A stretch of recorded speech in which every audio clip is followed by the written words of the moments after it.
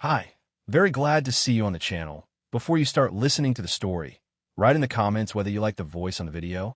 Some men thrive in the spotlight. They crave the attention, the admiration, the rush of being seen.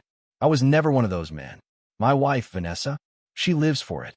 For 6 years, I have watched her float effortlessly through the social elite of New York. Champagne in one hand, charming laugh, perfectly timed, her presence always the center of attention. While you're here, leave a comment and let me know where you're watching from. I'd love to know. Me? I prefer things quieter. A well-fought case, a good book, a night without pretense. But Vanessa's world is built on appearances, and for the sake of our marriage, I played along. Until recently, a subtle shift, it started with small things. A few late nights here and there. Last-minute event planning, she would say. Just a meeting with donors. Then came the secrecy. Vanessa's phone, once left carelessly on the kitchen counter, was suddenly always face down. Calls she used to take in front of me became quick steps into another room. Nothing important, she'd say, brushing it off. I'll let slide, because trust is a funny thing. You don't notice it breaking until it's already cracked beyond repair. The gala that changed everything, it was Melanie, Vanessa's closest friend, who first confirmed what I had already suspected. We were at an art benefit, a gathering of the kind of people who spent more money on wine than most people made in a year. Vanessa was in her element. I watched from the sidelines as she moved through the room, flashing that signature smile, laughing at jokes that weren't funny, effortlessly magnetic. Melanie, standing next to me, swirled her drink in slow circles. She's been keeping busy lately. Ich glänzte her. You'd know better than me. Melanie hummed, taking a sip of her champagne. Would I? That got my attention. I turned to her fully. Meaning, she didn't look at me right away. Instead, she watched Vanessa across the room, deep in conversation with a man I didn't recognize.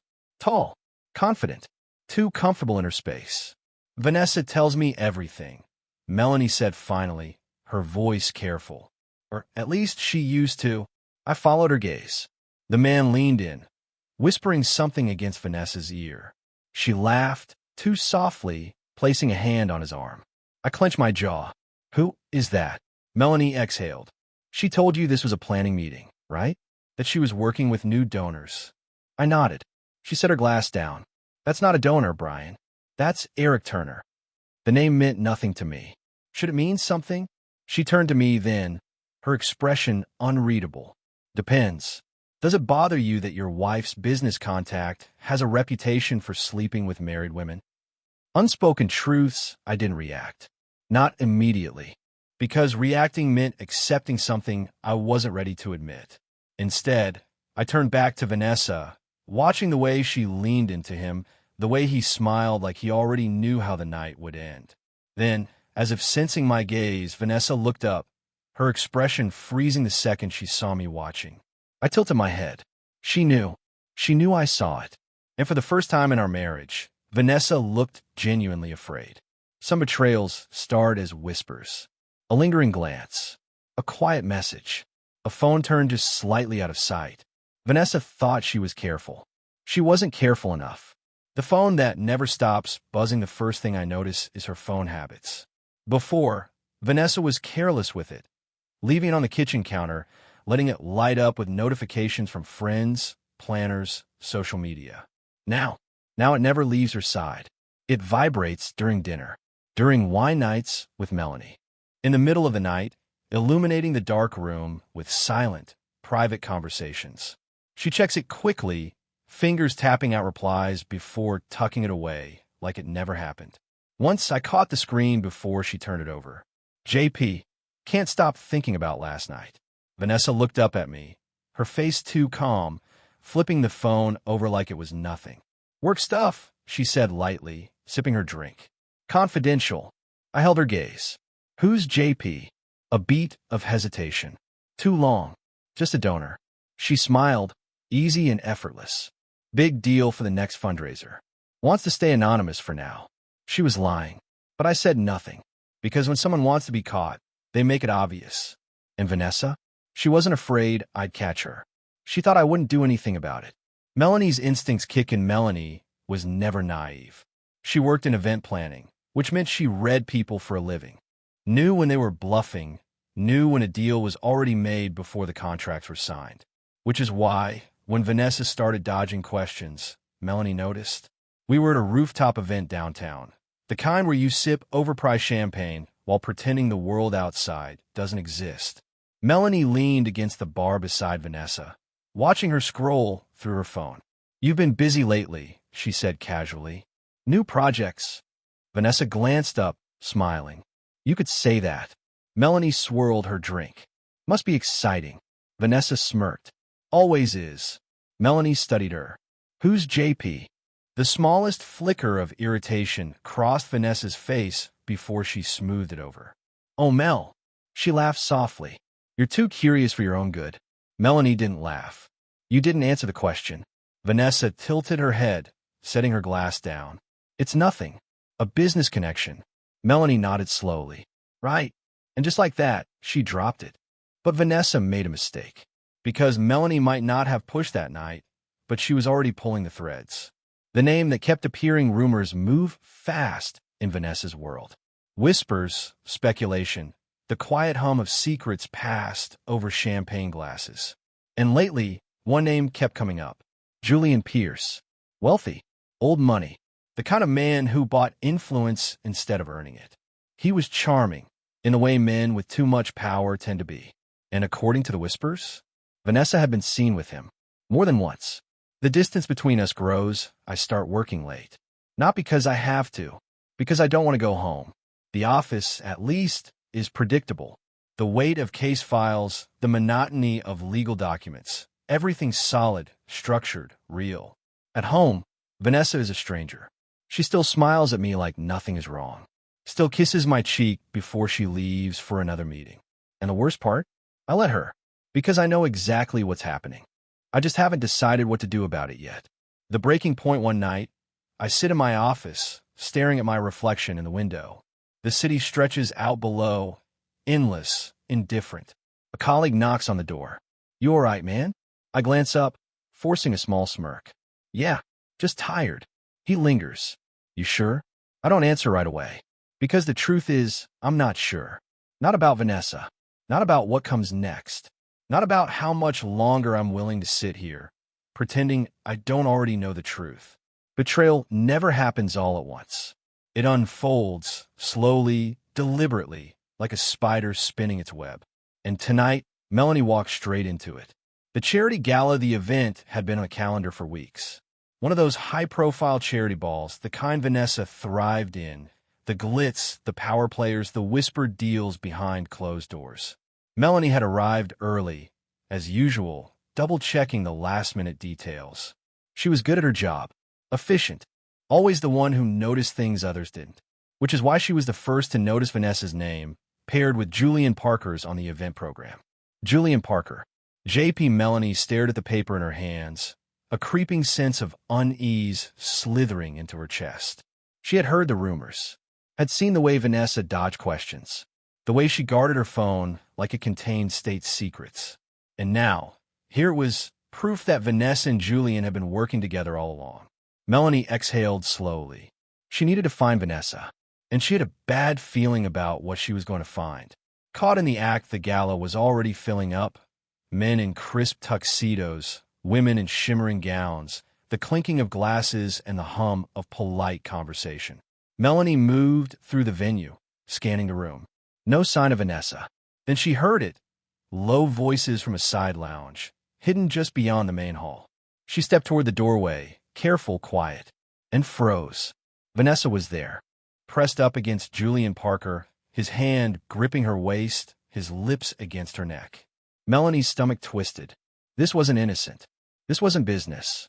This was everything she had suspected and worse. She raised her phone, her hand steady despite the rage building inside her, and snapped a single photo. The soft click made Vanessa jerk away. Her eyes locked onto Melanie. Horror flooded her face. "Melanie," she breathed, stepping forward. "This isn't—" Melanie held up a hand. "Don't lie." Julian straightened his jacket, completely unbothered. He smirked slightly, like this was just another game to him. I'll give you ladies a moment." With that, he slipped out of the room, leaving Vanessa standing there, her perfect image shattered. She took a deep breath, her voice dropping to a desperate whisper. "Please, don't say anything." Melanie let out a slow, humorless laugh. "Are you kidding me?" Vanessa reached for her, but Melanie pulled back like she'd been burned. "You knew," Melanie said, her voice low, trembling with anger. "You knew I was onto you. And you still," Vanessa cut in quickly, voice pleading. "It's not what you think." Melanie's eyes flashed. "Don't insult me." Vanessa swallowed hard, looking around, checking to make sure no one had overheard. "I love Brian," she said suddenly. "I do. It's just a mistake."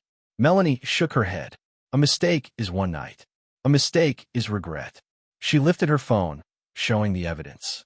This is a choice." Vanessa's face crumbled. "I didn't mean for you to find out like this." Melanie let out a bitter laugh. "Oh, I'm sure you didn't." Silence stretched between them. Finally, Vanessa whispered, "Are you going to tell him?" Melanie's jaw tightened. Because that was the real question, wasn't it? She could walk away, pretend she never saw it, or she could tell Brian the truth. She already knew what she had to do. The moral decision that night, Melanie barely slept. She stared at the photo on her phone, Vanessa's betrayal frozen in time. She thought about Brian, the way he had always treated Vanessa with respect and patience, the way he had trusted her completely. She thought about his calm, calculating nature, the way he had asked her, weeks ago, if she had noticed anything strange. He had already suspected, and now she had the proof. By morning, she had made up her mind. She texted Brian, "We need to talk. Meet me at the cafe on 5th. It's important. No turning back now." Vanessa had built her marriage on secrets and lies. But tomorrow? Tomorrow, it all came crashing down. There's a certain cruelty in knowing a truth before you're ready to face it. For weeks, I had seen the signs, Vanessa's secrecy, the late nights, the name JP flashing across her phone before she quickly turned it over. I knew something was wrong. I just wasn't sure how deep the rot went. But today I was going to find out. The revelation over coffee. Melanie texted me early that morning. "We need to talk. Meet me at the cafe on 5th. It's important." She didn't say why, didn't hint at what she knew. But something about the wording, the urgency in her message, told me this wasn't about a gala. I arrived first, choosing a booth in the corner where the light was dim and the conversations were low. I had no idea what she was about to tell me, but I knew, deep in my bones, that it was bad. When Melanie walked in, her usual confidence was gone. She hesitated before approaching, her fingers tightening around her purse strap. That's when I knew. She wasn't just here to talk. She was here to break something. She slid into the seat across from me, exhaling sharply. "Brian." I nodded. "Melanie." She didn't waste time. Her hand shook slightly as she reached into her bag and pulled out her phone, turning the screen toward me. "Just look," she said, her voice barely above a whisper. I glanced down, and everything went still. The image was grainy but undeniable. Vanessa, pressed against Julian Parker, his hands gripping her waist, her face turned toward his like they had done this 1,000 times before. My pulse slowed. My mind sharpened. I stared at the screen, absorbing every detail. The angle of their bodies, the way they stood too close, the way she wasn't pulling away. It was real. It was happening. Melanie shifted nervously. "Brian, say something." I took a slow breath, set my coffee down, and lifted my eyes to hers. "Thank you," I said evenly. Melanie blinked. "What?" I nodded toward the phone. "For this. For telling me." She let out a soft, disbelieving laugh. "That's it? No yelling? No storming out?" I tilted my head, considering. Would that change what's on that screen? She hesitated. "No." "Then what's the point?" She studied me carefully, searching for cracks in my composure. But she wouldn't find any. Because while Vanessa had been playing her game, I'd been learning the rules. The plan for action. Melanie took a slow sip of her coffee, watching me over the rim of her cup. "You're handling this differently than I expected," she admitted. I smirked slightly. "What did you expect? A scene? A meltdown? Something that doesn't look like you're about to strategize your way through this." I leaned back in my chair. Why waste energy on emotions when I can use it to end this the right way? She exhaled, rubbing her temples. Brian, I'm sorry. I interrupted smoothly. This isn't your fault. Her eyes darkened. I knew something was off. I should have. You did do something, I said, tapping the table. You told me. That's all that matters.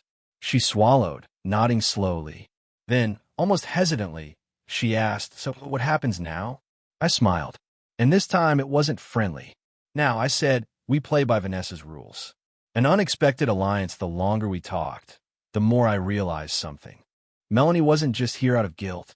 She was angry, not just at Vanessa, but at herself for believing in a friendship that had been built on manipulation and lies. You know her world, I said, watching her reaction. The social circles, the networking game. You know what she cares about most? Melanie's jaw tightened. Her reputation. I nodded.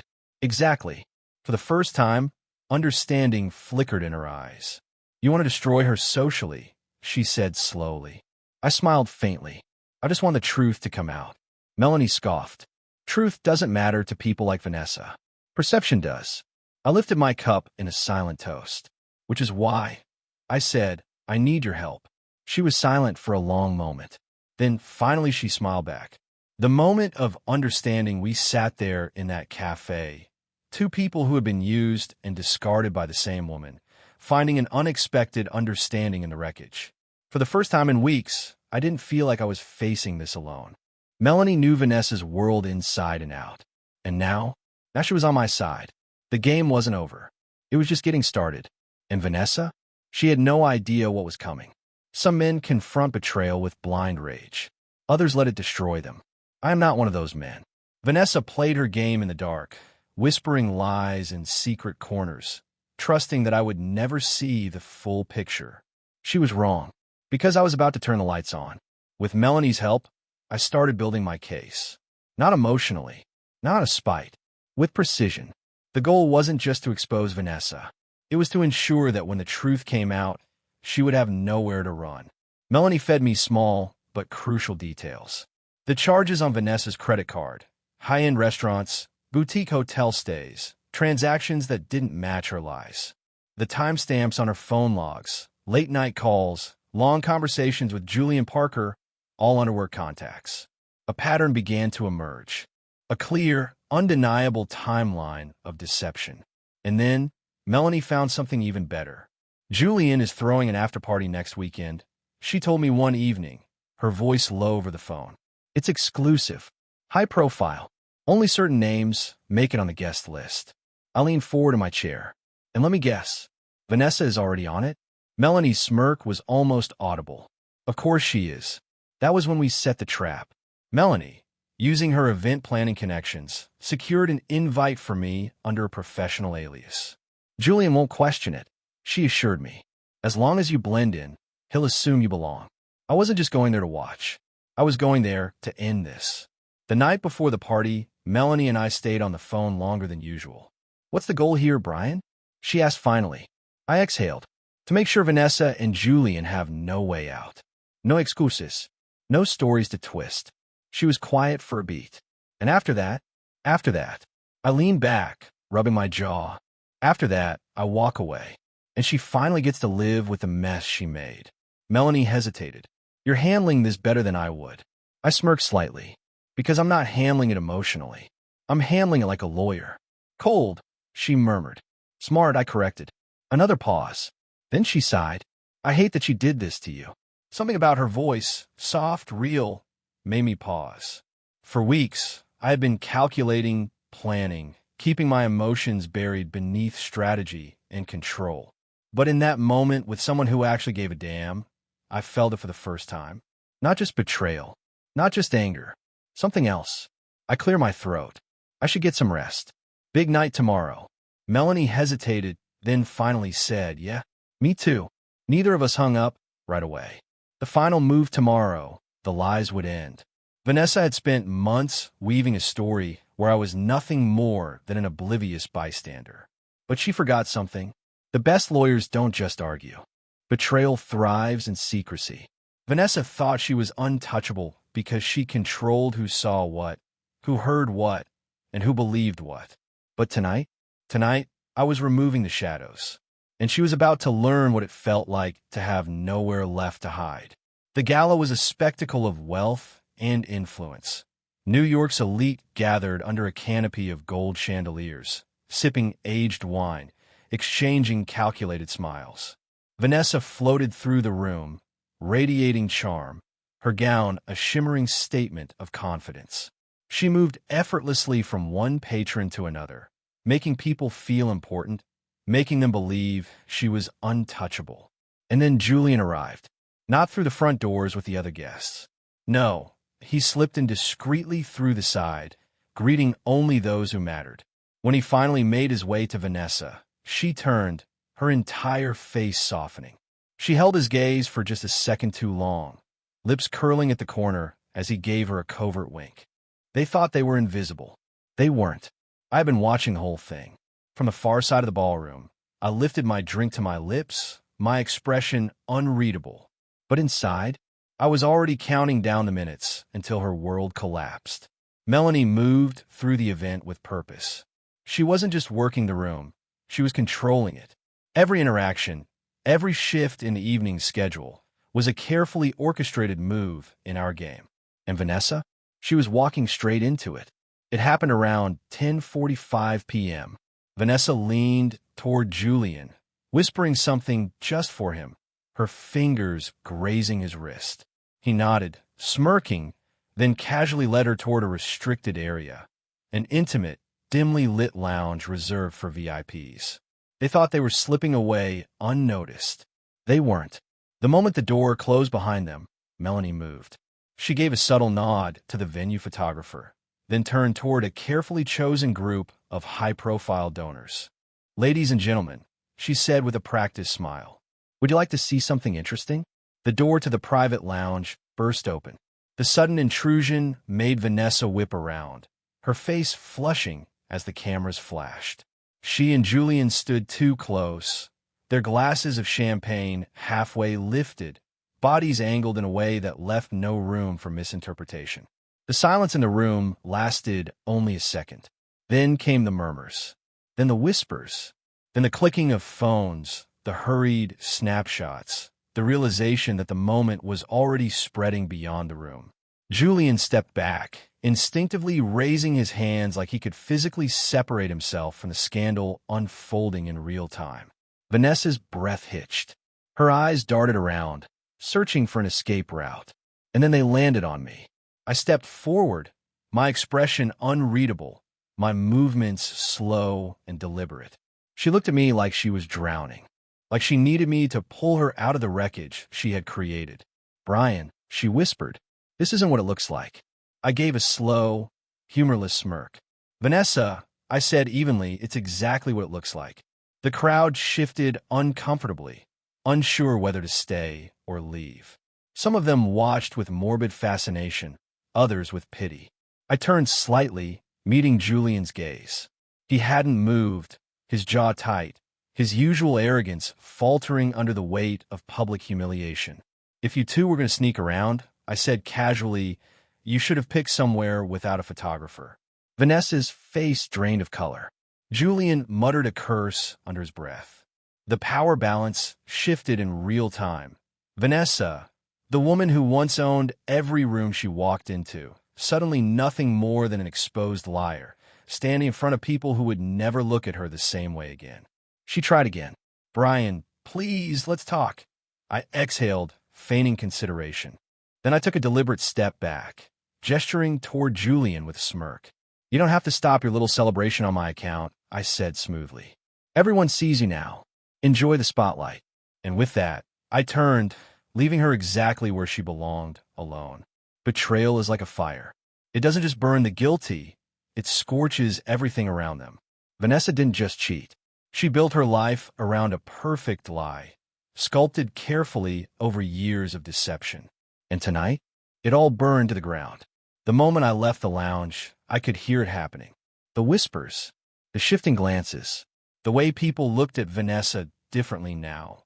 Not with admiration, but with quiet judgment, with barely hidden disgust. Julian's reputation was the first to collapse. He had always played the part of the refined philanthropist, the charitable mogul, the upstanding businessman. But people had long memories, and scandals like this, they never stayed quiet. By the time I reached the valet stand, guests were already murmuring into their phones, sharing details, making sure the right people heard the right things. I didn't have to destroy Julian. His own arrogance did that for him. And Vanessa? She tried to recover. I caught a glimpse of her through the ballroom doors, her face frozen in a desperate attempt at poise, try to laugh off the whispers, trying to salvage what was already unsalvageable. But no one was buying it anymore. The socialites who once hung on her every word were now turning away. The people who once admired her were now quietly distancing themselves. Because no one wants to be associated with a sinking ship. And Vanessa? She was sinking fast. By the time I got home, the papers were waiting. Vanessa had always thought she was the smartest person in the room. She never realized I had been playing the long game all along. She stumbled in an hour later, still in her gala dress, hair disheveled, panic written all over her face. "Brian," she started, stepping forward. I lifted a hand. "Seat." She hesitated, realizing this wasn't going to be a conversation she could manipulate. Slowly, she sank into the chair across from me. I slid the divorce papers across the table. Her eyes flickered down. Her breath caught. "This," she whispered. "You were already prepared?" I leaned back, watching her. Of course I was. Her fingers trembled as she flipped through the documents. She stopped. Her lips parted in shock as she reached the asset division section. She looked up horrified. "Brian, this isn't fair." I smirked. "No, Vanessa. This is justice." "The condo?" "Mine. Bought through my family trust before we ever married." "The savings?" "Mine." She had never contributed. Not a single dime. Everything she thought she could fight for, she had no claim to. She was walking away with nothing. Her breath came faster now, her mind racing for an angle, an argument, something, anything to reverse this. "You can't do this," she whispered. I tilted my head. "You already did this to yourself."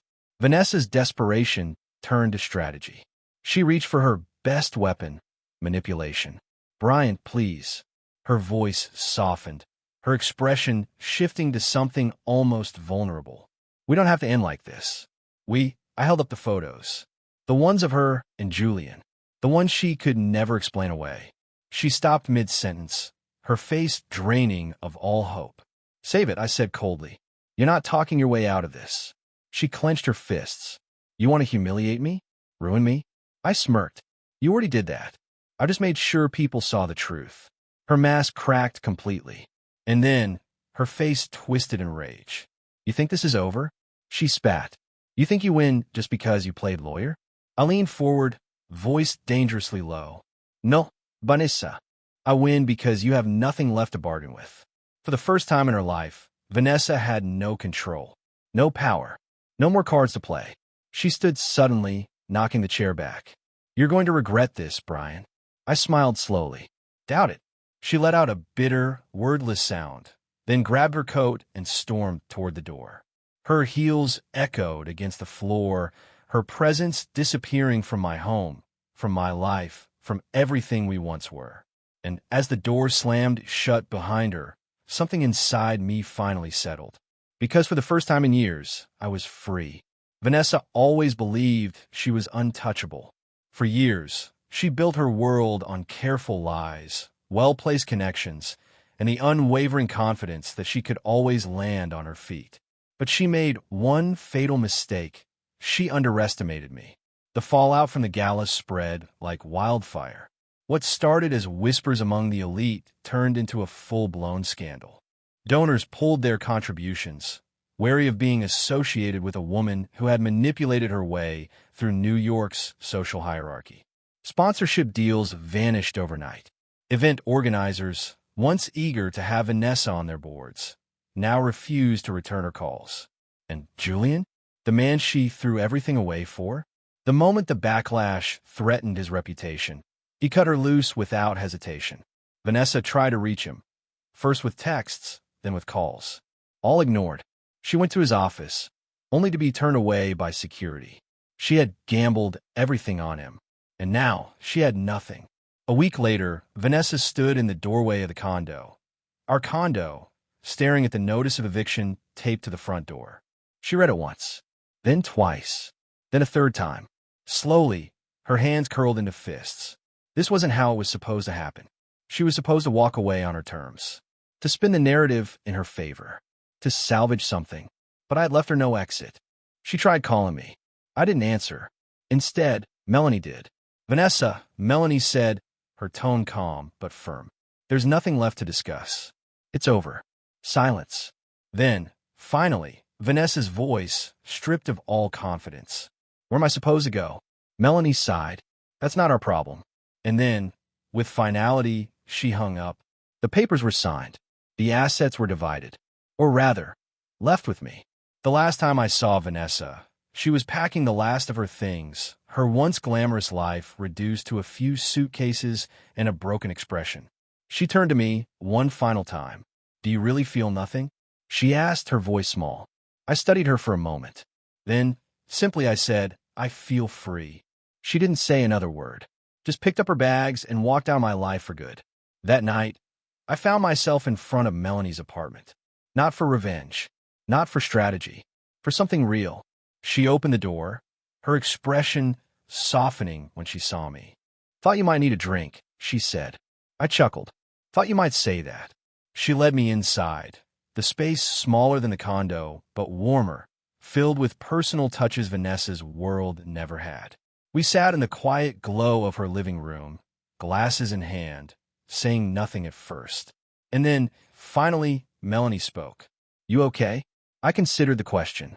Then, for the first time in a long time, I gave a real answer. "I think I will be." She nodded, something understanding and unspoken passing between us. And then, without hesitation, she leaned in. Vanessa used to command every room she walked into. She thrived on admiration, on whispers of envy, on the illusion of perfection she built around herself. But illusions only last as long as people believe in them. And now, no one believed in her anymore. She tried to salvage her social standing.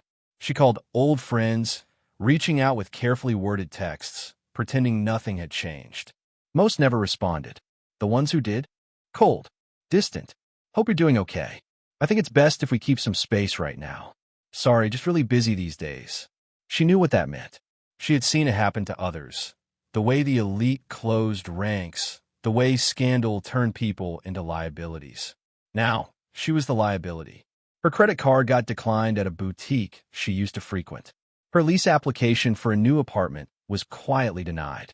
She couch-surfed with distant acquaintances, trying to maintain dignity, telling herself this was temporary. But one by one, even they dropped her. "Sorry, Vanessa, things are just really complicated right now. I need my space for a while. Maybe you should talk to Julian?" Except, Julian had already cut her off completely. Blocked her number. Gone silent. Because he could afford to move on. She couldn't. And a realization hit her all at once. She wasn't just losing money. She wasn't just losing status. She was losing everything she had built her identity around. And it was too late to fix it. For weeks after Vanessa was out of my life, I did something I hadn't done in years. I breathed. No more second-guessing. No more checking messages late at night, wondering where my wife really was. No more being the last to know the truth. The divorce was finalized with surgical precision. Every legal angle covered. Every loophole sealed. Vanessa left with nothing but regret. And me? I left with a clean slate. A few weeks later, I found myself at a charity event. A real one this time, not some high society parade of egos. Melanie was there. She caught my eye from across the room, offering a small smile. No pretense. No hidden agendas.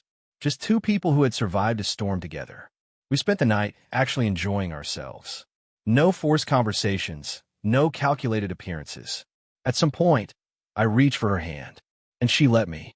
Some of our friends noticed the way we moved together, the way the tension that once weighed me down was finally gone. "Brian," one of them murmured, nodding toward Melanie, "I haven't seen you look this at peace in years." I smiled. Because I haven't been. Outside, standing alone in the cold, Vanessa watched through the glass windows of the gala hall. She saw the laughter, the warmth, the easy smiles. She saw me and Melanie together, my arm casually draped around her waist, her head tilting toward me in quiet conversation. It was a picture of everything she threw away. And for the first time, the truth sank in completely. She hadn't just lost money. She hadn't just lost a condo, or status, or access to the world she once ruled. She had lost me. And standing there, alone, invisible to the world she once owned, she finally understood. She had destroyed herself. Thank you for listening to the end. I hope you enjoyed it very much. Don't forget to give a like, and tell us in the comments what you would do in such a situation.